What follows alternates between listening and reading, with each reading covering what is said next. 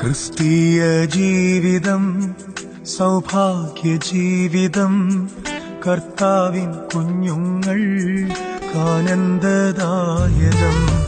ക്രിസ്തീയ ജീവിതം സൗഭാഗ്യ ജീവിതം, കർത്താവിൻ കുഞ്ഞുങ്ങൾ ആനന്ദദായകം.